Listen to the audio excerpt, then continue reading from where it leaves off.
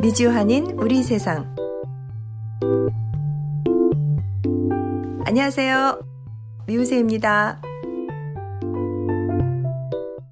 2024년 10월 30일 수요일 제406화 미주한인 우리 세상 지금 시작합니다. 안녕하세요. 아리조나의 태바유입니다.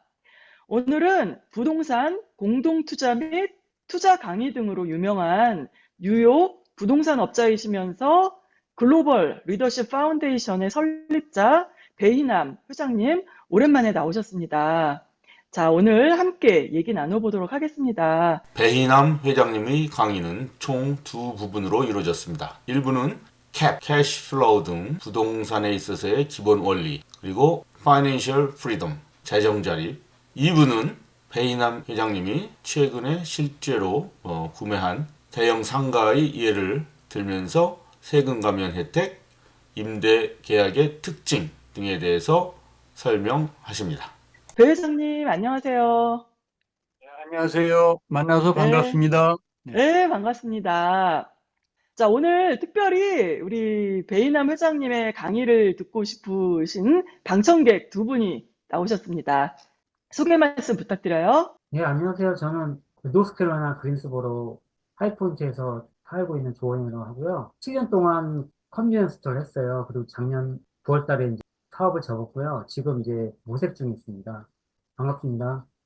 네, 네, 안녕하세요. 저는 한은정이고요. 저도 노스캐롤라이나에 살고 있고 지금 현재 간호사로 일을 하고 있는데 너무 오랫동안 일하다 보니까 몸도 상하고 그래서 좀 뭐 일을 하면서도 항상 스몰 비즈니스 관련 쪽으로 좀 관심은 있었는데 제가 너무 아무 경험도 없고 그러다 보니까 이게 비즈니스는 좀 뭔가 스페셜한 분들만 하는 게 아닌가 그런 생각을 많이 했는데 아무튼 좀 배우고 싶어서 여기 나오게 됐습니다. 잘하셨습니다. 반갑습니다. 바로 찾아오셨습니다. 바로 여기입니다. 예.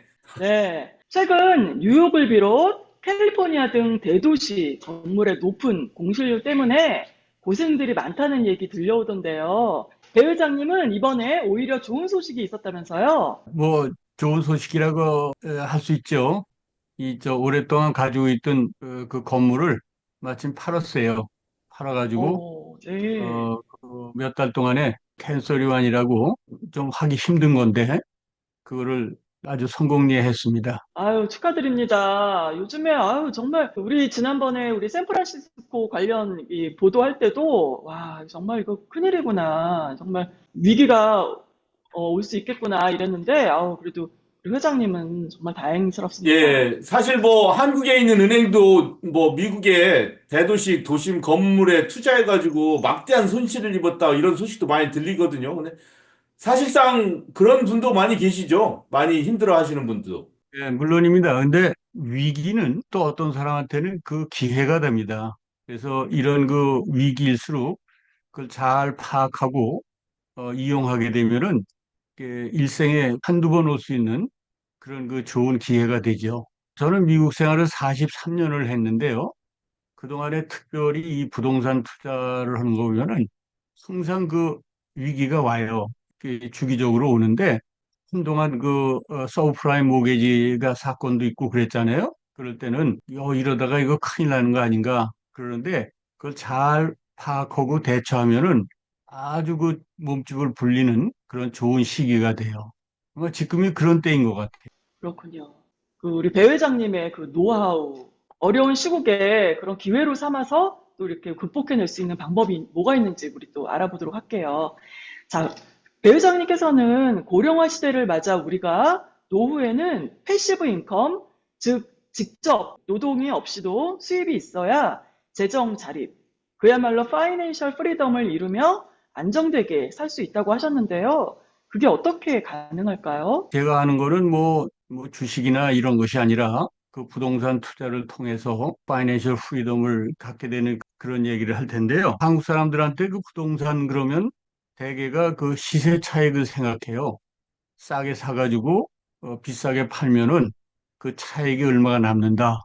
이제 거기에 집중을 하는데 저는 그 유대인들한테 그런 게 아니라 이거는 하나의 캐시플로우를 얻는 그런 한 방법이에요. 하나의 그 부동산을 구입해가지고 그걸 잘 관리하고 매니지해서 거기에서 그 캐시플로우를 끌어내는 그러한 역할을 합니다.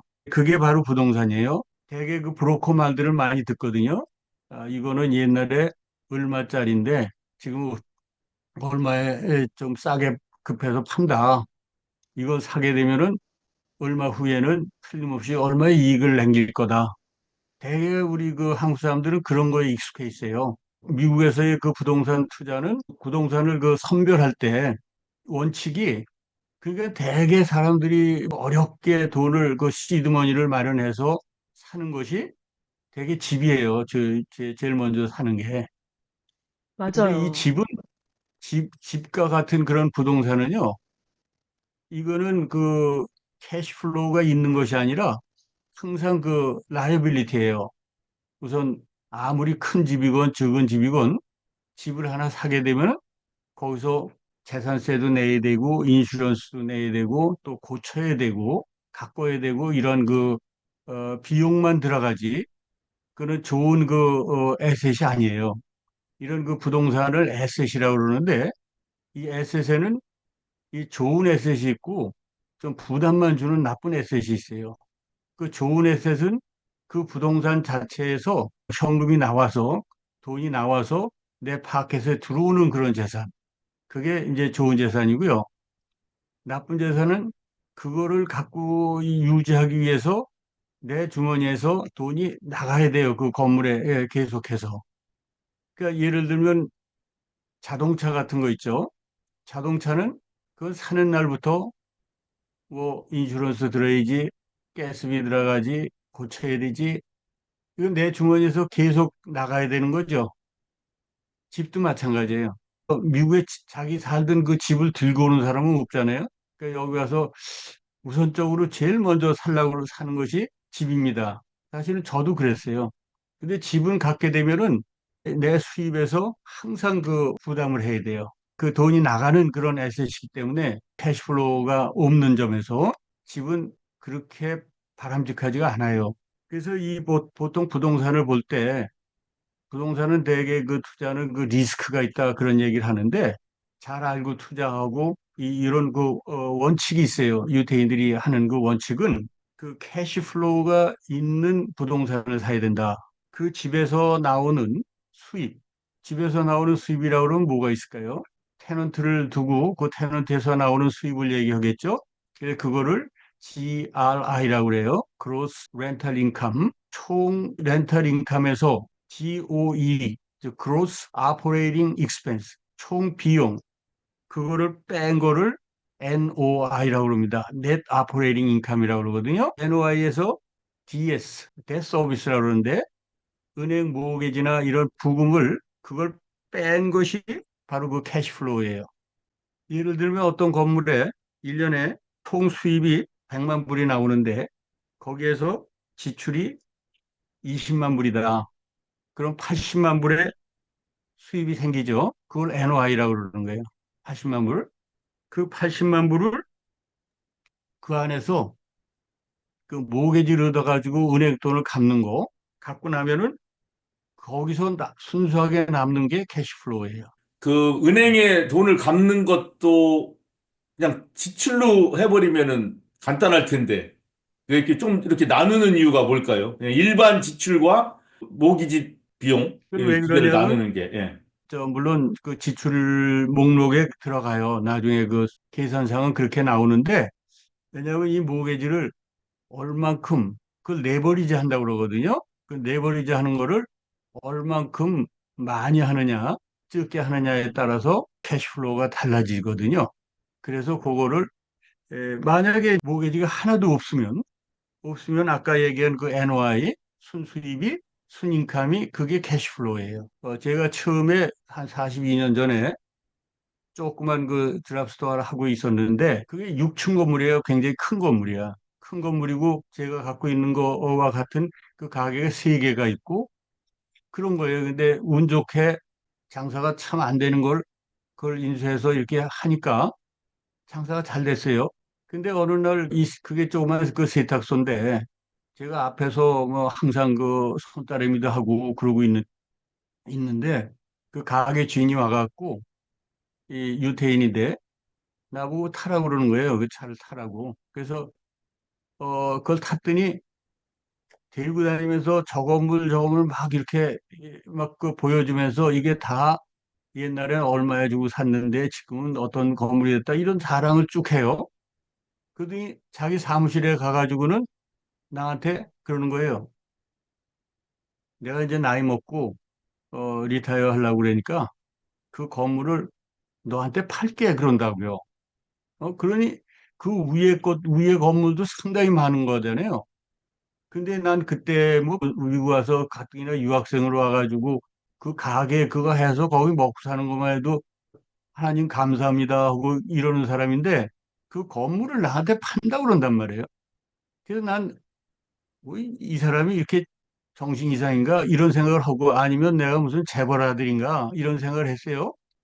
그냥 그래서 가만히는 있었으면 좋은데 여보시오 내가 이렇게 거기서 이러고 있으니까 날 우습게 보는 모양인데 어차피 그 말도 안 되니까 내가 이래봐도 여기서 박사학위 해가지고 한국에 가서 교수할 사람이다. 이 사람은 그 상당히 나이가 많은 사람인데 한 85세 정도 되지 않았나 싶어요. 근데 머리가 하얀 사람이 지하실에서부터 매일같이 그 쓰레기 그걸 그냥 그 큰 봉지 끌어내고 그래요. 그 계단으로. 우린 좀 그런 게 있잖아요. 안쓰러워서 내가 맨날 그걸 도와주고 그걸 끌어내고 그랬어요. 그래서 이제 내가 그랬죠. 이 뭐 이런 건물 주인이 너같이 맨날 쓰레기나 치우고 그런다고 하면은 그거 뭐 난 거저줘도 싫다. 그러고서는 와버렸어요. 그랬더니 유태인이 상당히 그 낙심해 하더라고요.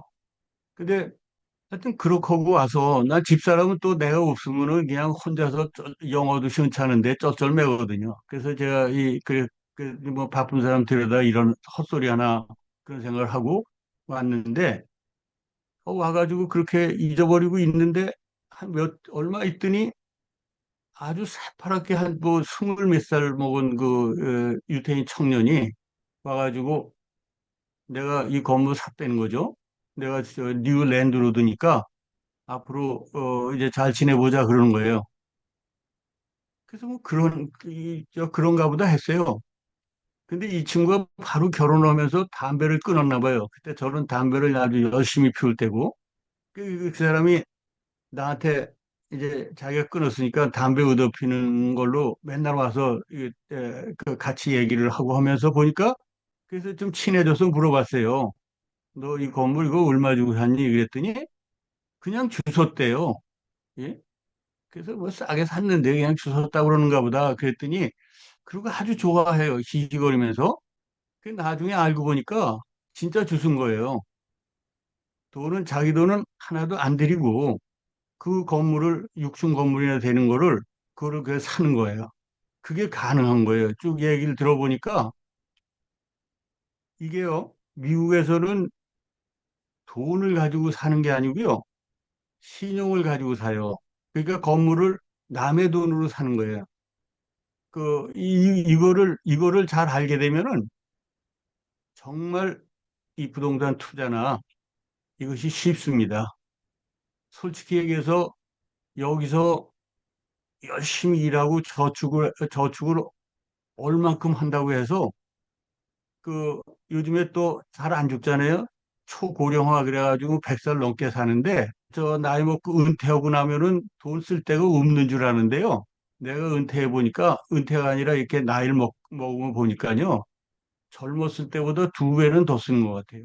맨날 병원에 가야죠. 뭐 이 시간이 또 많으니까는 일할 땐 돈 쓸 시간도 없죠. 그렇게 힘들다고요. 어쨌든 자기 돈은 하나도 안 들이고 은행에서 돈을 빌렸는데 은행에서 돈을 더 많이 빌리는 거예요. 건물값보다도. 이거 은행에서 돈을 빌려가지고 그걸 사고 난 다음에 거기 6층 건물이니까 테너트들이 많을 거 아니에요? 그 렌트를 받아서 은행 모기지를 내는 거예요. 이 미국에서의 그 건물에 대한 개념은 뭐냐면 이게 내 건물이다, 내 거다. 어?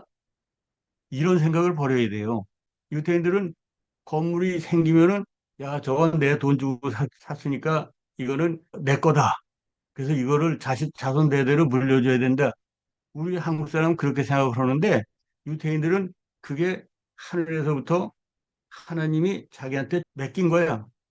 죽을 때 가져가는 사람 없잖아요.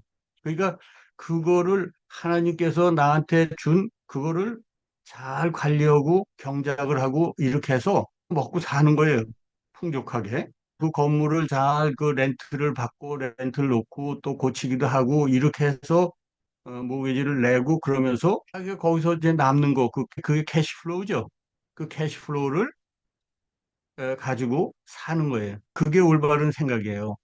저는 세탁소가 지금도 두 개나 하고 있는데 그 세탁소를 하면서 그 앞에서 그 건물을 이렇게 보면은 야, 내가 이민 온 지 얼마 만에 이 맨하탄에 4층 건물에 내가 주인이 됐구나. 그 밥을 안 먹어도 정말 배가 부를 정도로 그게 그렇게 자랑스럽고 좋았어요. 근데 지금 뭐 맨하탄에만도 한 뭐 20여 개 건물에 뭐 여기저기 테넌트만 해도 수백 명 되고 그러니까요. 이게 지금은 보면 그 건물이 그게 뭐 내 거다 그런 생각은 전혀 안 들어요.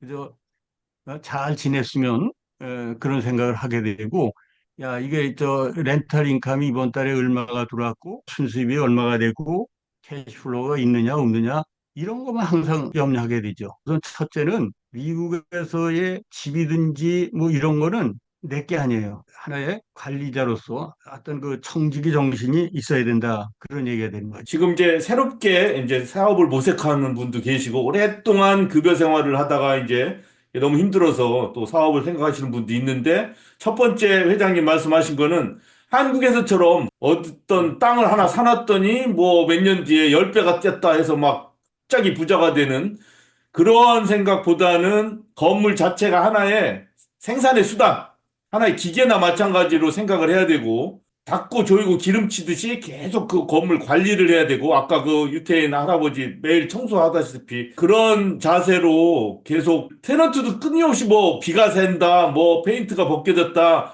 뭐 수돗물이 안 나온다 이런 거 할 텐데 그런 걸 다 열심히 그 건물 주인이 자기 진짜 어디 회사에서 일하듯이 그런 식으로 일을 근면성실하게 해야 된다. 그런 말씀을 하신 것 같고. 그러나 미국에서는 그러한 자세만 든다면 대출을 받아서 큰 건물도 내가 돈이 없어도 살 수 있다. 그거를 할 때는 반드시 과연 렌트 수입이 얼마고 또 매주 들어갈 비용이 얼마고 세금이 얼마고 이런 거를 잘 계산해서 이 캐시플로우가 나올 수 있도록 철저하게 계산을 잘 해야 된다. 한 이렇게 네 가지 정도로 제가 한번 정리를 해봤습니다. 그 집을 사놓고 100만 불인데 150만 불로 올랐다고 기분이 좋아하고 옛날에 100만 불 주고 샀는데 지금 80만 불로 떨어졌다 그래가지고 기분 나빠하고 절망하고 그런 사람들이 많거든요. 그 집이라는 거는 내가 사는 거예요. 100만 불짜리 집에 사나 150만 불 집에 사나 이거 다 똑같아요. 그 100만 불짜리가 200만 불로 올랐다고 그래서 그걸 팔면은요. 또 지금 그 자기가 또 200만 불 줘야 그 많은 집을 살 거 아니에요? 그 집값이 오른다고 그러는 거는 하나의 그 인플레이션이에요. 인플레이션이 된 거지. 그게 그 가격이 변한 건 아니에요. 그러나 어떤 건물을 사가지고 그 건물의 수입이 지로였던 것이 한 달에 만 불이라든가 이렇게 올리게 되게 되면 그 밸류가 올라가는 거예요. 그거는 진짜 바람직한 거예요. 그래서 항상 건물을 살 때 이거 사서 얼마 싸게 산다 그런 생각 하지 마시고 총 인컴에서 총 지출을 빼고 그 NOI가 얼마냐.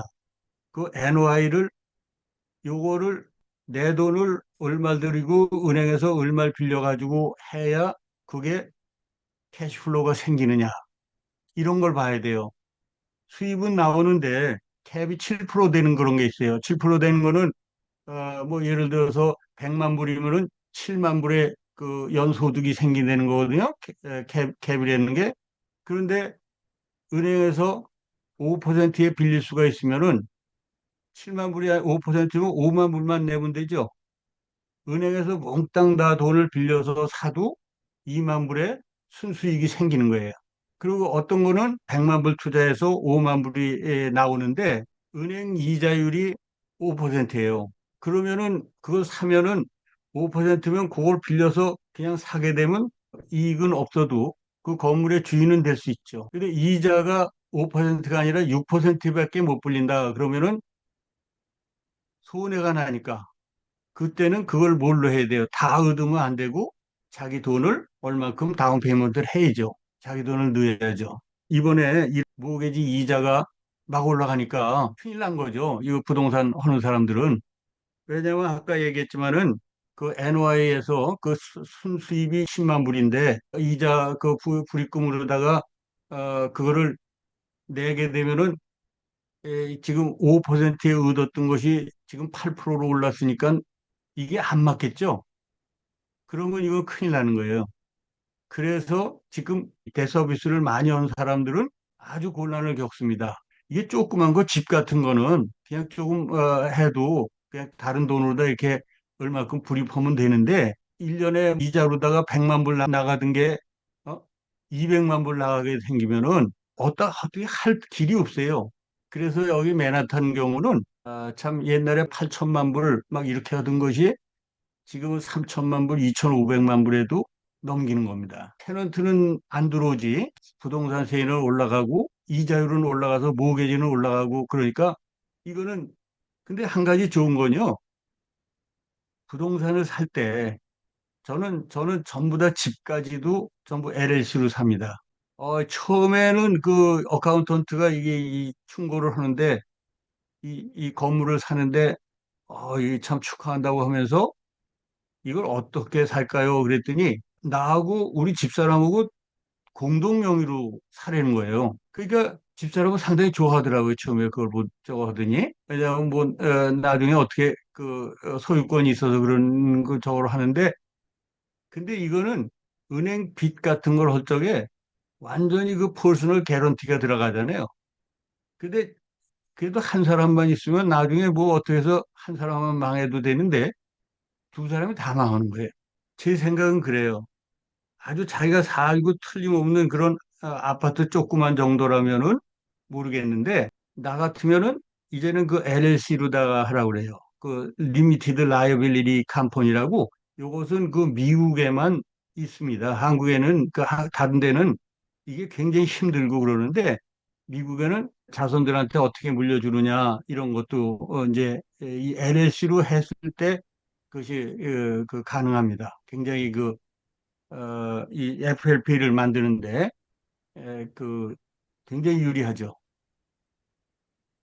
그러니까 상업용 건물의 공실률이 이렇게 많고 뭐 이러더라도 상업용 건물하고 그 이 저기 레지덴셜 그 빌딩이냐 프라퍼티냐 아니면 커머셜 프라퍼티냐 요거의 구별은요. 레지덴셜은 자기가 거주하는 거 있죠. 그 레지덴셜이고요. 이런 하우스라고 그래도 그를 그 세를 주는 거 있죠. 세를 줘서 세 수입이 나오는 건 그건 전부 커머셜이에요. 이건 어, 굉장히 중요한데 레지덴셜은 자기가 사는 집은 그 모기지를 얻을 때 자기가 사는 집은 뭘 보고 뭘 담보로 해서 모기지를 주냐면요. 그 사람의 인컴을 보고 줘요. 그러니까 1년치 그 텍스 리턴 한 거 있죠. 그걸 보고 이 사람 수입이 얼마이기 때문에 얼마짜리를 사도 충분히 갚을 수 있다. 같은 개인집을 사더라도 이것이 그 커머셜로 하게 되면은 그 사람의 그 1년치 인감이나 이것도 보지만은 그건 참고용이고 실제 그 건물에서 나오는 수입을 보고 주는 거예요. 그 가게를 하는 사람들은 지금 아까 그 컨비니언스 샵도 하시고 이제 간호사라든가 뭐 이런 짭을 가져서 첫 번째 집을 살 때 그냥 단독 주택으로 나 혼자 살 수 있는 그런 거를 생각하지 말고 포 패밀리라든가 쓰리 패밀리라든가 이거를 사서 그 세율을 받는 거예요. 그 커머셜로 해갖고 세율을 받아서 그걸 운영을 하는 거죠. 건물주가 되고 그렇게 하는 거예요. 왜냐하면 개인으로 그냥 이렇게 개인 인감으로 하게 되면 보통은 그 아주 그 뭐 이 인감이 굉장히 많은 사람 뭐 고ldman 삭스라든가 이런 데 다니거나 뭐 이렇게 해서 연에 한 100여만 불씩 이렇게 버는 사람은 그거 사기가 쉽죠. 그건 뭐 10%, 5%만 다운해도 90%를 뭐 쉽게 주고 그래요. 그러나 보통 사람들, 더군다나 한국 사람들은 그 인감을 댈 수 있는 대로 덜 표시를 하죠. 이렇게 캐시를 많이 갖고 있으면서도 그걸 표시 안 하고 이렇게 되면은 모기지 얻는 게 굉장히 어려워요. 인감이 적어서. 그리고 지금은 옛날 모양 뭐 대물려서 이렇게 몇십 년 살 그런 생각을 하면 안 되잖아요. 보통 오래 살아야 대개 평균적으로 보면 7년이랍니다. 6년에서 7년 정도에 바꿔야 된대요. 왜냐면 애들도 크고 뭐 이제 이렇게 변화가 있으니까 이걸 사가지고 그 다음에 팔든지 아니면은 세를 주고 자기는 필요한 대로 또 가면 되죠. 그래서 항상 투 패밀리나 쓰리 패밀리 이런 걸 봐서 거기서 나오는 인감으로 이 저기 모기지를 얻을 수 있게 그런 그 계획을 세워야 돼요. 네. 그게 좋은 방법이라고 생각해요. 네. 저도 처음에 와서 집을 사는데 두 세대를 이렇게 세를 줄 수 있고 그런 거예요. 나는 그걸 사고 싶었는데 우리 집사람은 아주 펄쩍대요. 왜냐하면 한국은 그 집 세받는 그런 문화가 아니잖아요. 조그만 집을 갖다 세를 줬는데 세를 월세를 받으러 가면은 조금 여학생이 학교 갔다 왔는데 할머니는 끙끙 앓고 눕고 있고 그 집세 받으러 갔다가 세는 못 받고 오히려 쌀값이라도 보태주고 와야 되는 그런 게 되니까 랜드로드는 절대로 못할 거다. 그런 게 아주 백혀 있어요. 한국은 전세로 돼 있고. 그래가지고 그 단독주택을 샀더니 그때부터 계속 벌어가지고 거기다 집어넣는 거예요. 그 편할 날이 없어요. 그리고 단독주택은 안 올라요. 오른다고 해도 소용도 없고요. 그러나 그 쓰리 패밀리 그거를 샀었더라면은 아마 더 빨리 성공을 했을 거예요. 그렇군요. 네, 복합 건물을 하는 게 좋아요. 특히 네. 저런 변두리 이런 것만 생각하지 마시고 그 맨하탄 같은 데는 눈 감고 투자를 해도 좋아요. 왜냐하면 그 땅은 제한돼 있고 앞으로 인구는 자꾸 많아지고 그렇기 때문에 그 손해 날 게 없어요. 앞으로 우리가 나이가 들어서도 파이낸셜 프리덤을 이루면서 안정되게 살 수 있는 방법, 그걸 좀 알려주세요. 세상 살면서 가장 중요한 단어가 뭐냐 이렇게 물어본다 그러면 사실 저는 그 프리덤이라고 생각을 해요. 이 자유가 없으면은 특히 이 재정적으로 프리덤을 갖는다 그러는 거는 그건 굉장히 중요한 거예요. 파이낸셜 프리덤. 수입이 지출보다 많거나 같을 때를 얘기해요. 노동이나 일을 해가지고 들어오는 수입하고 또 일을 하지 않고도 들어오는 수입하고 비노동 수입이죠. 그래서 액티브 인컴이라고 그러고 노동을 안 해도 생기는 걸 패시브 인컴이라고 그렇게 얘기를 해요. 젊어서는 잡을 갖거나 뭐 장사를 하거나 이렇게 해서 그 수입을 올릴 수가 있지만 은퇴하거나 나이 들어서는 패시브 인컴에서 인컴이 자기가 쓰는 그 비용보다 많아지는 거예요. 그랬을 때 많거나 그걸 같을 때 그게 파이낸셜 프리덤을 가졌다고 그래요. 저 같은 경우에는 그 캐시플로우가 많습니다. 그러니까는 뭐 더 일할 필요도 없고 특히 그 부동산에서 나오는 수입은 그 날짜만 가면 나와요. 내가 아파서 누워 있든지 뭐 골프를 치든지 뭘 어디 여행을 다녀도 이 불쌍한 그 테넌트들이 많으니까 한 달이면 체크가 5, 600장이 들어오는 거예요. 거기서 그게 모든 비용을 제하고도 또 모기지 내고 그러고도 충분히 남으면 그게 캐시플로우죠. 그 캐시플로우가 내가 쓰는 돈, 내가 쓰는 거를 초과하면 되는 거예요. 네, 그러니까 많은 사람들이 그래요. 우리가 일을 몇 살까지 하냐면은 뭐 요즘에 70살까지 한다고 그럽시다. 근데 70살까지 일을 해도 75세나 80세 돼서 죽으면은 5년, 10년 고 살 것만 마련하면 되는데 이게 100살 넘게 산단 말이에요. 그러면 30년 동안을 얼마를 벌어서 쌓아놔 가지고 살 수 있겠는가? 지금요, 이것이 아직 실감은 안 날지 모르는데, 이거 보통 문제가 아니에요. 저기, 한국에서는 그래도 뭐 좀 친척, 뭐 애들 뭐 이렇게 해서 서로 도와주고 이렇게 해갖고 할 수 있는데, 내가 내일 모레 80인데, 내 나이 또래 있는 사람도 참 비참하게 사는 사람이 많아요. 그렇다고 그 사람들이 일 게으르고 그래서 그런 게 아니라요. 다 대학원 나오고 열심히 일하고 그런 사람들이에요. 그런데도 이제 그렇게 힘들게 살게 되는데 이거를 굉장히 제 생각에는 중요하다고 봐요. 그리고 이걸 해결을 해야 되는 거죠.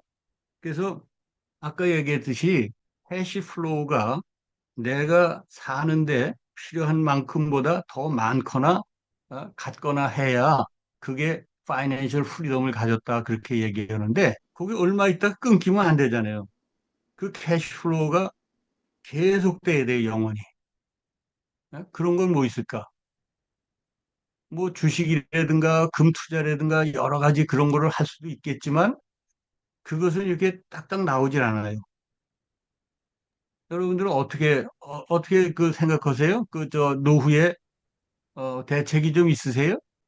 우리 태바님 어떻게 노후를 준비하고 대책을 세울 것 같으세요? 저도요.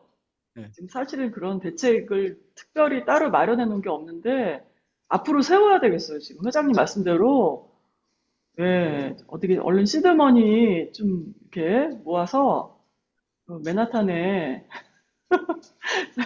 제가 살 수 있는 빌딩이 있나 좀 얼른 알아봐야 되겠습니다. 대부분 이제 자영업을 한다면 뭐 한 65세까지 일을 해서 매각을 한 다음에 그 돈을 서티피케이트 디파짓, 은행이나 뭐 투자 회사들 있지 않습니까? 뭐 에드워드 존스라든가 뭐 티로 프라이스라든가 뭐 그런 데다 집어넣고 근데 거기도 주식시장이 왕창 무너지면은 그것도 굉장히 손해를 봐요. 하여튼 대부분은 그런 데 의존할 수밖에 없어요. 은퇴를 하고 나면은. 맞습니다. 뭐, 네. 맞습니다. 이게요, 어떤 사람은 그런 사람이 있어요. 제 친구 중에 한 사람은 옛날에 돈 있을 때 100여만 불 주고 저거 샀는데 지금 그게 800만 불, 900만 불 되게 올라 있어요. 그러니까 그걸 팔면은 뭐 저거 다 빼고도 한 6, 700이 남는데요. 그것만 가지면 내가 뭐 평생 나 죽을 때까지 그냥 파먹고 써도 그거 되지 않느냐 그런 생각을 해요. 그리고 뭐 걱정 없다는 식으로 얘기를 하는데 맞는 얘기 같지만 예를 들어서 500만 불이라는 그런 캐시가 그런 돈이 있다고 해보세요. 그리고 내가 나이가 80인데 그럼 그 500만 불을 어떻게 해요? 캐시로 바꿔놓고 금고에 넣고 매달 갖다가 이렇게 쓰는 거면은 차라리 모르겠는데 그런 사람은 없죠. 은행에 갖다가 넣고 CD나 뭐 정기예금이나 이런 걸 해가지고 거기서 쓰잖아요. 얼마씩 받으면서. 근데 지금은 뭐 은행에서 CD가 뭐 5.5%막 이렇게 주는 데도 있지만은 얼마 전까지만 해도 보통 2% 미만이에요. 1점 얼마 이렇게 주죠. 그리고 그 은행에 넣어두는 돈은요. 왜 거기다 넣냐면 안전하니까 그렇다. 옛날에 캐시를 갖다 넣을 때는 그렇지만 이거 지금은 전부 다 전부 체크고 뭐 카드로 쓰고 그러지 은행에 캐시 갖고 다니는 사람 참 없잖아요. 캐시 쓸 수도 없고 그거는 대책이 아닌 것 같아요.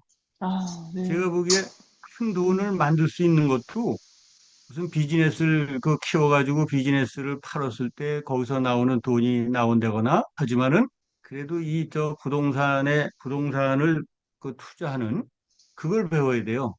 부동산 네. 투자를 그거 아니고는 어떻게 해서 큰 돈을 어떻게 만져요? 배인환 회장님의 부동산 특별 강의 1부 마치고 2부에서 뵙겠습니다.